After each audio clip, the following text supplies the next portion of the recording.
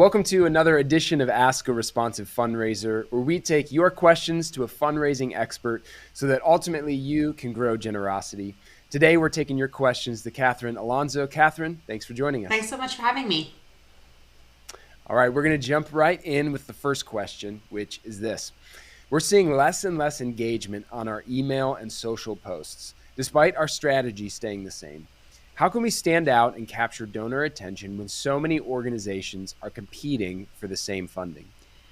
This can be so frustrating when you're chugging along, things are happening nicely, and then you're doing kind of the same, in a very similar pattern, and then you start to see your results sliding.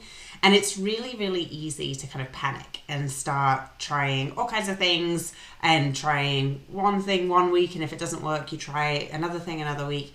And so the most important thing is to prevent yourself from panicking that way and really take a step back and look at your communications and then adjust really slowly.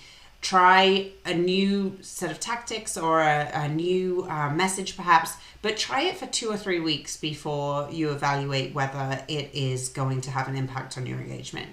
And the things you want to be looking for is, number one, are you communicating why your organization is important? It is really, really easy, and a lot of us do this, to really describe what we do on a day-to-day basis without talking about why. Why is this work important? For those of us that do the work on a day-to-day basis, the why is kind of obvious. And for a lot of us, it really is such a calling and such an honor to be able to do this work.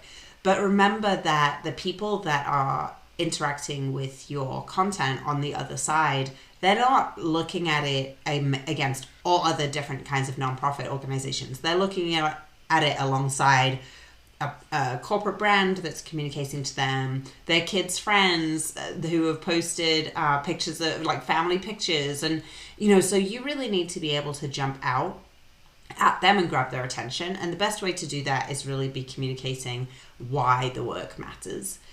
And then the other thing, and if you're going to take one thing from this answer, it would be this next thing. This is the most important tweak. Every single social media post that you write should be tailored toward a specific target audience. And for a lot of people, that feels really counterintuitive. You think everyone's looking at our social. So on social, we're going to do pretty general messages.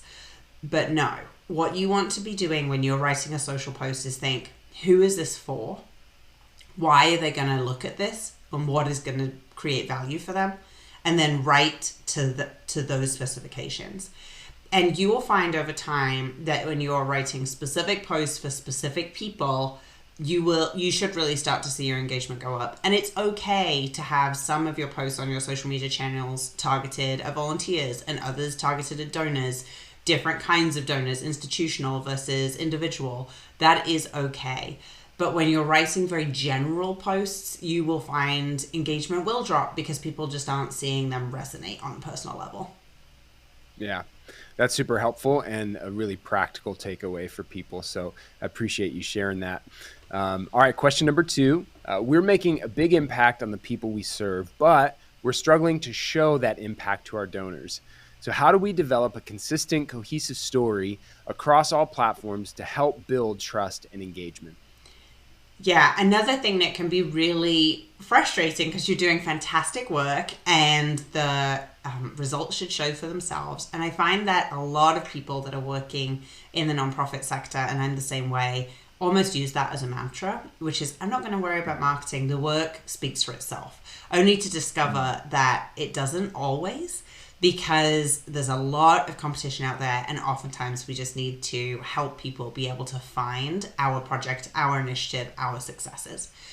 And so what you want to think about here is, first of all, what is the central narrative that you are telling about your success? Is it that we are helping people connect to employment through the services that we offer? Is it that we are introducing an innovative solution to an existing problem? Is it that we are bringing together lots of different organizations within the sector to address a challenge? What is it that you are demonstrating success of? This is something that might feel really obvious to you, but it is not obvious to your audiences. And so it is pretty critical for everybody on your team to be on the same page about what is the central narrative and how are we telling that. And so you want to have clarity with your team and shared understanding and have it written down in a couple of sentences. What is the story? And then you want to tell the story in numerous ways. You want to tell that story in numbers, data, graphs, charts, infographics. Be able to demonstrate what are the statistics that back up the story that you're telling. Tell the story in pictures. You want to be investing in high quality organic photography if you can, if it is relevant. And then lastly, stories. Put a human face on your successes. Testimonials, case studies, examples. You want to make sure that you are collecting people's stories in an ethical way where they are comfortable and you are not telling people's stories for them, but really providing them an audience for them to tell their own story. And then you want to consistently share that content, the numbers, the stories, and the pictures in different combinations depending on what your format is. So a social media format is going to be different than an annual report is going to be different than a website. But as long as you have those three things and you make sure that those three things, however they're combined, is a reflection of that central narrative, then you will be telling a consistent, cohesive story across platforms. Yeah, that's helpful. All right, number 3, we're experiencing some tension among our team as we approach rebranding our organization. What's the best way to navigate internal resistance when implementing significant brand or messaging changes? I absolutely love this question because one of the main things we do at my company, Javelina, is rebrand for organizations working in social change. And there's always some kind of resistance or challenge at the beginning. It looks different ways and it comes from different places, but I think this is a really common experience. And there's a few things you want to do here. So first of all, you want to ensure that you are communicating to everybody in your organization and in your wider community why you are rebranding. And you want to have very, very clear information on that. What problem is this solving? Why is this a worthwhile place to put time, energy, and resources? Most organizations have some kind of brand equity in their existing name and their existing brand presence. And so you need to be able to justify why is it that we are walking away from that and really investing in something new. So that's the first thing you want to do.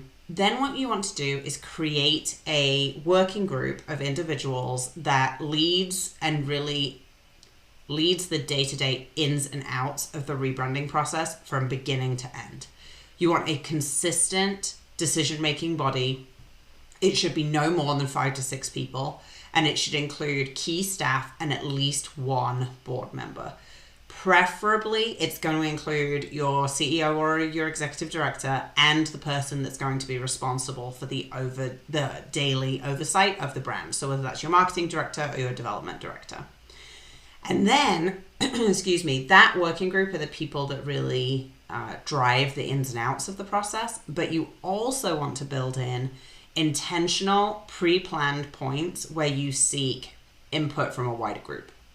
This could look lots of different ways. So it might be a survey of your entire organization. It might be a survey of the people you serve. You might do focus groups. You might do listening sessions. There may be when you have options, optional logos, optional color palettes where you share those and get feedback. There's lots of different ways you can do it, but you want to be really intentional about that and pre-plan it. And you also want to make sure that you are doing that exact same thing for your board of directors. Your board member who is on your core working group is your liaison between your board and the people who are overseeing the rebranding process. So you want to make sure that they are equipped to do that. And then the last thing that you want to do is, as you are doing your rollout, make sure you are considering your internal audience. How are you communicating this to your team alongside or before you are communicating it to the wider community? Your team, your staff often get forgotten and end up feeling like an oversight. And if you follow those points, it won't be perfect. There will be bumps, but it's the intentionality that matters. And those bumps along the way will really be translated into learnings that ultimately will create your new brand as stronger and as best as it can be. Yeah, no, that's really good. Catherine, thanks so much for taking the time today to share your expertise and your wisdom. We're really grateful for it and believe it's going to serve people well. Thanks for having me.